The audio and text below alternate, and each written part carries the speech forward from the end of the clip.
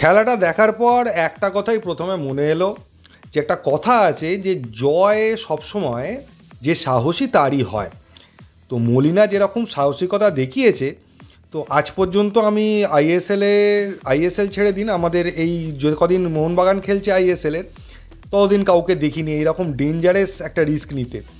তো প্রথমে যে টিমটা নামিয়েছিল পুরোপুরি একটা অন্যরকম কম্বিনেশন, যা সব ফার্স্ট 11 সমস্ত, আমি শুধু নয় সমস্ত চ্যানেলেই যা বলেছিল সবই ফেল করেছে। আমি আগেই বলেছিলাম মলিনা কী টিম নামাবে কারোর পক্ষে বোঝাটা সম্ভব নয়, ঠিক তাই হলো। আপুইয়া, থাপা, দিমি, কামিন্স সবাইকে ছাড়াই নেমে পড়লো। তো দুটো সিডিএম নামিয়ে দিল একসঙ্গে। দীপক টাংরি সিডিএম খেলছিল, তার পাশে অভিষেক সূর্যবংশীও খেলছিল। অভিষেক সূর্যবংশী মিডফিল্ডার খেলতে পারে, কিন্তু অভিষেক সূর্যবংশী সেইভাবে মিডফিল্ডার যে সেন্ট্রাল মিডফিল্ডারের রোলটা করতে পারছিল না। ওখানে থাপা থাকলে হয়তো একটু বেটার খেলতো, তাও অভিষেককে দেখে নেওয়া গেল। তো এই কম্বিনেশনটাও আজকে চেক করে নিল, আজকে সব কিছুই চেক করে নিয়েছে। তবে যেটা বলতেই হয় সেটা হচ্ছে যে ডিফেন্সের কিন্তু প্রবলেম ছিল। তবে এই জয়টা যদি কারোর জন্য এসে থাকে তাহলে সেটা কিন্তু মেনলি বিশাল কাইত, এটা মানতেই হবে। আর এই ম্যাচটা এত দূর যাওয়ার মতো ম্যাচ কিন্তু ছিল না, এটাও কিন্তু একটা ওয়ার্নিং সিচুয়েশান। তাও আমি বলবো এটা প্রি সিজন ম্যাচ, প্রচুর এক্সপেরিমেন্ট করেছিল মলিনা। সেই রেগুলেটর বাড়ানোর মতো প্রথমে 2-এ, তারপর আস্তে আস্তে বাড়িয়ে 3-এ, তারপর 4-এ, তারপর 5-এ, এরকম করে রেগুলেটর বাড়িয়ে বাড়িয়ে পাওয়ারটা বাড়াচ্ছিল টিমের, দিয়ে দেখছিল। তবে মানে ফার্স্ট চেঞ্জের পর সেকেন্ড হাফে যখন মোহনবাগানের মোটামুটি একটা টিম 60% 70% টিম নামলো, তখন মোটামুটি বোঝা যাচ্ছিলো যে গোল করাটা এদের কাছে কোনো ব্যাপার নয়। কিন্তু ওই যে বলছি কাউন্টার অ্যাটাকগুলোয় বারবার গোল খেয়ে যাচ্ছিলো। প্রথমে খেলার শুরুতেই যেটা হলো সেটা হচ্ছে মলিনার মোক্ষম চাল, নতুন একটা কম্বিনেশনের টিম নামালো। টিমটা ডিফেন্সিভ ওরিয়েন্টেশনেই খেলছিল, নিজেদের হাফে বেশি খেলছিল, যার ফলে পাঞ্জাব এফসি যে একদম আল্ট্রা ডিফেন্সিভ প্ল্যান করবে ভেবেছিল সেটা কাজ করলো না, ওরা অ্যাটাকিং খেলবে বলে উঠলো। এই উঠতে উঠতে প্রথম যে অ্যাটাকটা নিয়ে আমাদের পেনাল্টি বক্সে ঢুকলো, সেখানে আমার তো মনে হয়েছিল যে অ্যালবার্টো রড্রিগেজের একটা খুব সুন্দর ক্লিয়ারেন্স, কিন্তু সেটা যে কী করে পেনাল্টি দিয়ে দিল বুঝতে পারলাম না। যদি ফলো থ্রুয়েও পা লাগে তাহলেও জেনারেলি ওটা পেনাল্টি হয় না, বলটা আগে ক্লিয়ার করে দিয়েছিল তারপর ফলো থ্রুটা গিয়ে লেগেছিল। জানি না রেফারি কী দেখলো, তো রেফারির এরকম হবে, এটা নতুন কিছু নয়। তো পেনাল্টি থেকে প্রথম গোলটা আমরা খেয়ে গেলাম, এটা 15 মিনিটের মাথায়।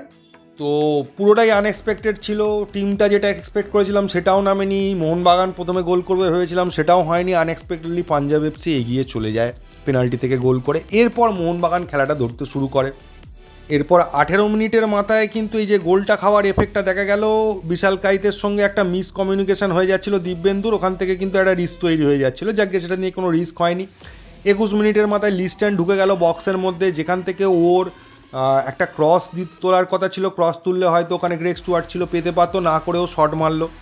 আর ঠিক উল্টোটা হলো 28 মিনিটের মাথায়, যখন সাহাল ঢুকে গেল, ও চাইলে শট মারতে পারতো, শট মারলে গোল হওয়ার একটা সম্ভাবনা ছিল, ও দুম করে পাস বাড়িয়ে দিল, পাশে আসতে করে কেউ ছিল না, অপোনেন্টের প্লেয়াররা ক্লিয়ার করে দিল, গ্রেগ স্টুয়ার্ট অন্য জায়গায় ছিল তখন। এরপর আর মোহনবাগান অ্যাটাক করছিলই, বারবার চেষ্টা করছিল, কিন্তু ওরাও দুর্ধর্ষ ডিফেন্স করছিল। তারপর 38 মিনিট 38 সেকেন্ডের মাথায় গ্রেগ স্টুয়ার্ট একটা শট নেয়, শটটা সামনে ফার্স্টবারের দিকেই যাচ্ছিল, সেখানে গোলকিপার ওই দিকটা করেই ছিল ঠিক, কিন্তু সুহেল কিন্তু টাচ লাগাতে যায়নি। রিপ্লেতে ভালোভাবে দেখা গেছে সুহেল বলটা থেকে লাফিয়ে উঠে যেতে চেয়েছিল, তলা দিয়ে শটটা বাইর করতে চেয়েছিল, কিন্তু বলটা লেগে যায় সুহেলের পায়ে, বলটা উল্টো দিক দিয়ে ফাঁকা গোলে ঢুকে যায়। মানে এটা বাই লাক, মানে প্রথম গোলটা ব্যাড লাকের জন্য খেয়েছে, ফার্স্ট গোলটা পেয়েছে লাকের জোরে। এরপর ফার্স্ট হাফের শেষে 1-1 স্কোর লাইন হয়, তখনও মোহনবাগান 65% বল পজিশন নিয়ে খেলছিল। ম্যাচের শেষেও দেখা গেছে মোহনবাগান 63% বল পজিশন নিয়ে খেলছিল। তো বোঝাই যাচ্ছে যে মোহনবাগানের পাই ম্যাক্সিমাম বল ছিল, ওদের খেলাটা ছিল কাউন্টার অ্যাটাক বেসিস, মাঝে মধ্যে ওরা অ্যাটাকে তুলছিল, কিন্তু ম্যাক্সিমাম সময় মোহনবাগানের পায়ে বল ছিল। এবং মোহনবাগানের মিস পাস খুব কম ছিল, পাসিং অ্যাকিউরেসি 83%-এর কাছাকাছি ছিল ফার্স্ট হাফে। লাস্টেও দেখা গেছে খুব ভালো পাসিং অ্যাকিউরেসি ছিল মোহনবাগানের, ওদের কিন্তু মিস পাস হচ্ছিল, মোহনবাগান ইজিলি স্ন্যাচ করছিল, কিন্তু ওরা ডিফেন্সটাকে পুরো জ্যাম করে রেখে দিয়েছিল। এরপর সেকেন্ড হাফ শুরু হওয়ার পরেই মোটামুটি 48 মিনিট 2-3 মিনিটের মধ্যেই মোহনবাগান একটা দুটো অ্যাটাকের করতে করতে মনবীরের একটা গোল, সাহাল একটা পাস দেয় 1-2 খেলে, সেই বলটা মনবীরের কাছে পৌঁছয়, মনবীর পেনাল্টি বক্সের মধ্যেই খেলাটা হচ্ছিল, পেনাল্টি বক্স থেকে হালকা করে পাশের মানে দূরের বার দিয়ে ঢুকিয়ে দিল। এই গোলটা দেখে খুব ইজি গোল মনে হয়েছে, তখন মনে হচ্ছিল মোহনবাগান আর সময়ের অপেক্ষা 4-5টা গোল এমনি দিয়ে দেবে, এরকমভাবে খেলা হচ্ছে, কিন্তু না, পাঞ্জাব এফসি খেলা ঘোরাতে শুরু করলো।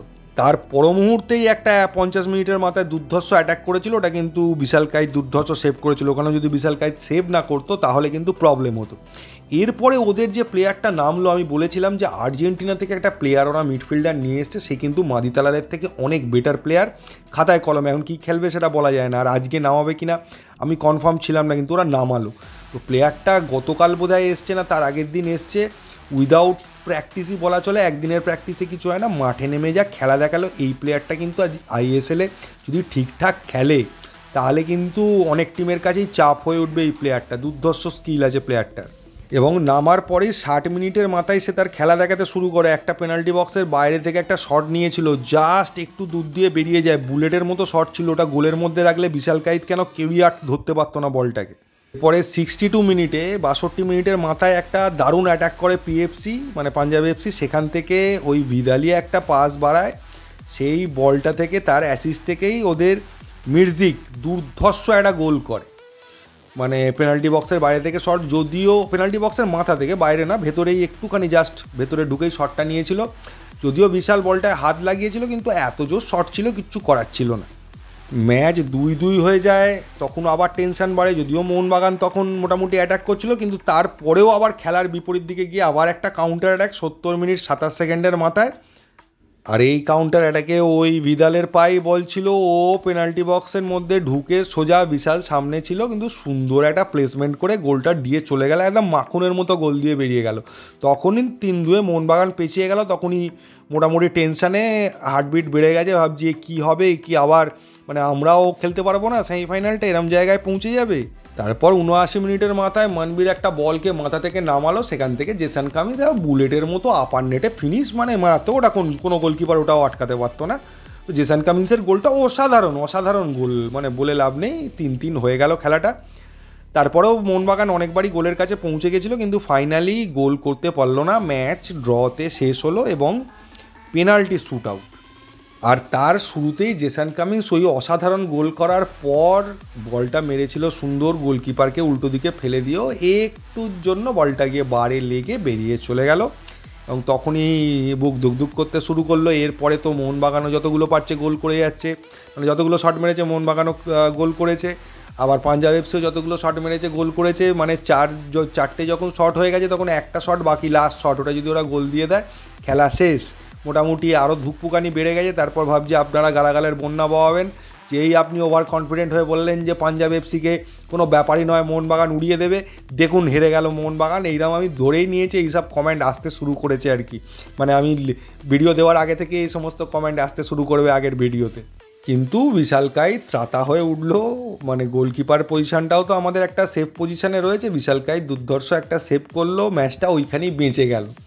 তারপরে আবার একটা বিশাল সেভ করলো, তারপরে একটা দুটো শট ওরা মারলো, আমরা মারলাম, এই করতে করতে বিশাল একটা সেভ করলো এবং আমরা বাকিগুলো আর আমাদের কোনো মিস হয়নি, পুরোটা কমপ্লিট করা হলো। এবং লাস্টে টম অ্যালড্রেড ফিনিশটা করলো, বিশাল সেভ করলো, তারপরে টম অ্যালড্রেড ফিনিশটা করে দিল। খেলা শেষ, আমরা সেমিফাইনালে, এবং পরের দুটো ম্যাচ আমাদের হোম ম্যাচ। ফাইনালে উঠলে হোম ম্যাচই হবে। তো পরের প্রতিপক্ষকে এর পরের ম্যাচটা থেকে বোঝা যাবে। আমি যখন ভিডিও করছি তখনও তো পরের খেলাটা হয়নি, ব্যাঙ্গালুরু এফসি বা কেরালা ব্লাস্টার যে কেউ হতে পারে। তাও বলবো ম্যাচটা হার্টের ওপর প্রচুর চাপ দিয়েছে। মানে এই জিতে গেল, এই হেরে গেল, এই বোধহয় হেরেই গেল, এইরকম প্রচুর সিচুয়েশানের মধ্যে দিয়ে গেছি। মানে বুকের মধ্যে এখনও নর্মাল অবস্থায় আসতে পারিনি। তবে ভুল ভ্রান্তি অনেক কিছুই ছিল, এই ভিডিওতে নয়, কালকে ডিটেলস নিয়ে আসছি। কাটাছেঁড়া করা হবে, কি কি প্রবলেম হয়েছে, কি কি জায়গায় ভুল ছিল, কোন কোন জায়গাগুলো চোখে পড়েছে, আর কোন কোন প্লেয়ার ভালো খেললো খারাপ খেললো। আজকে আমি কারোর নামই বলতে চাই না, কে ভালো খেলেছে কে খারাপ খেলেছে, যা বলবো কালকের ভিডিওতেই বলবো। আজকের ভিডিওতে এইটুকুই। যদি ভিডিওটা ভালো লাগে প্লিজ চ্যানেলটাকে সাবস্ক্রাইব করবেন। থ্যাংক ইউ, ধন্যবাদ, এবং জাস্টিস ফর আরজিকর এবং জয় মোহনবাগান।